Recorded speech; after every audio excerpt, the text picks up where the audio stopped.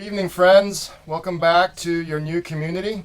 This past Sunday, Trevor Seath, one of our elders, he took us through Matthew chapter 20, verses 20 to 28, with a sermon aptly and curiously titled, Big Plans for Mama's Boys. That title certainly piqued my interest, and enjoyed working through that passage under his teaching.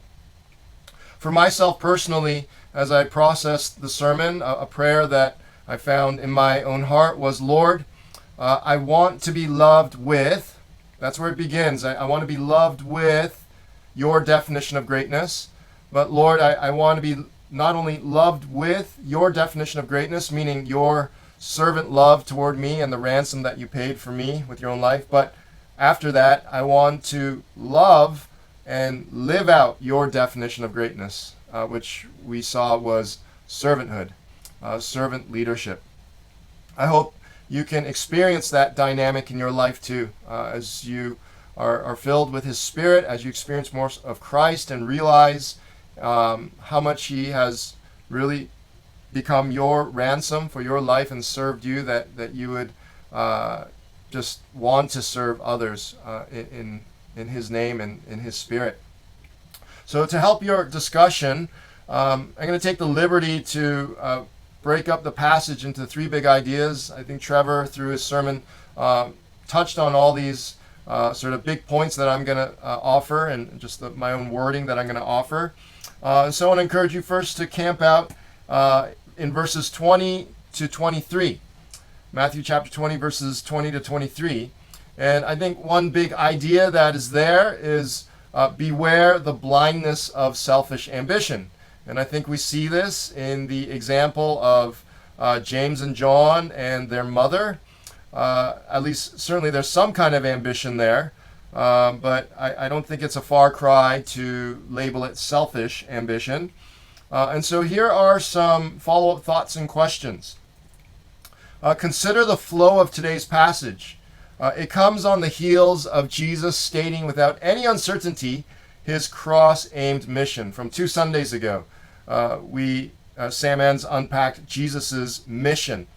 And his mission was very clearly, with laser focus, to go to Jerusalem, to die, to be crucified for our sins, and to be raised to life. Now, the emphasis being, Jesus has just told his disciples, I have to die. And on the heels of that, there are 2 disciples at least and their mom who are not getting the message. Okay? Then we see these 2 disciples in cahoots with their equally ambitious mother continue to jockey for power in their little inner circle of 12. So here's the question. What is it about power that blinds us? How does a thirst for personal greatness blind us? Certainly, these 2 disciples were blinded to Jesus' clear statement of his mission. Instead, they continue to think in worldly terms, in earthly terms, and wanting some kind of elevated status and power and authority. Look also more specifically at verses 22 to 23. I think these verses are a statement of how God is ultimately in control. When you go to the verses, you'll see that that's a section where Jesus turns to James and John and asks, will you be able to drink the cup that I have to drink? And they confidently, perhaps very naively, say yes. And then Jesus, if I were those 2 disciples, I'd be so confused by his follow-up response, said, well, you will drink my cup, but I can't say if you can have these seats of status to my right and left. That is only up to the Father. And I would have been a little bit dismayed, surprised, confused. It's like, I just said I'm willing to pay the price to have this seat of privilege and power and authority. And so I think the follow-up thought is, no matter how much we campaign for our position or the cost we pay, God ultimately orders the hierarchy in his kingdom. God ultimately sets the boundaries. God ultimately sets his will in very significant degree, regardless of what we sacrifice. So here is the question. What wisdom can we glean for everyday life from these verses? Specifically these verses 22 to 23. What wisdom can we glean? And it's not typed up there in the question, but especially as we live in a works-driven world, a performance-driven world that demands just retribution, that demands just compensation for the work that we put in. What wisdom can we glean from Jesus' response to James and John for everyday life? The next big section is, well, actually it's just one verse, verse 24. And the big takeaway thought that I'll leave with you is beware the fallout of power struggles. Because we see here Matthew he intentionally inserts the description of a fallout that there was indignation. James and John evoked indignation amongst their brothers, their band of brothers, the other 10 disciples.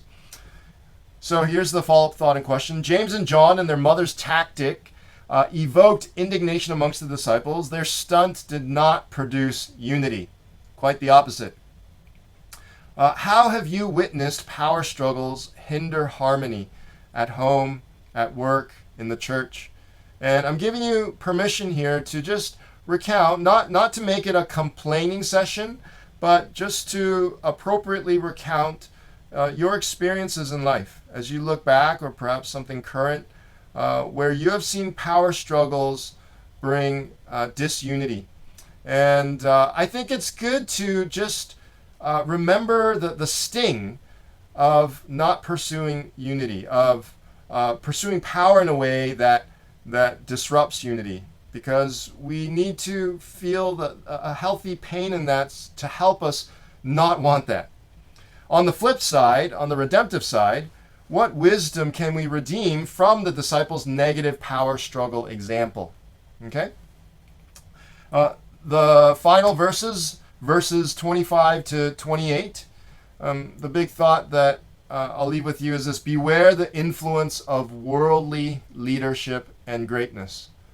Jesus, he now turns to what he calls Gentile lords, but that really can also synonymously refer to just earthly, worldly leadership.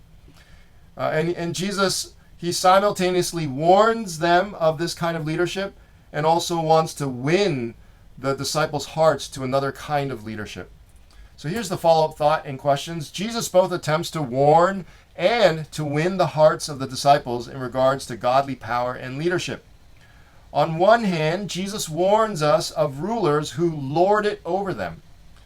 So here's the question: what do you think it is about a performance and works driven world that tends to produce unhealthy power and leadership?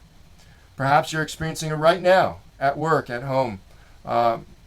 Thankfully, I don't sense any of this in our church, but I've certainly been a part of churches, and maybe you have in the past, where there have been real power struggles. So what is it about a performance and works-driven world that tends to produce unhealthy power and leadership and leaders? On the other hand, Jesus wants to win the disciples' hearts and produce genuine servant leadership in them by pointing to his ultimate servant example of giving his life as a ransom for many. So here's the question. First, not a question, but an invitation. Celebrate Christ, an imperative. Celebrate Christ. Rejoice and take time to articulate your praise for Jesus' leadership, his servant leadership that he describes himself in these verses. And discuss what Christ-inspired servant leadership looks like at home, at performance-driven work, because it's a performance-driven work environment that probably most of you experience. But what can that look like, especially for us as Christ followers, a Christ-inspired servant leadership in those performance-driven environments? And in the church, what should it look like? Okay? I hope that is helpful for your discussion. We have a blessed time. Remember, following Jesus, it's both head, knowing, increasing in knowledge of his grace, but heart, letting that grace go deep in and transform us by his Spirit from the inside out, and hands. Head, heart, and hands. We're to live this out. So may your time together just continue to encourage you in that holistic direction. Bye.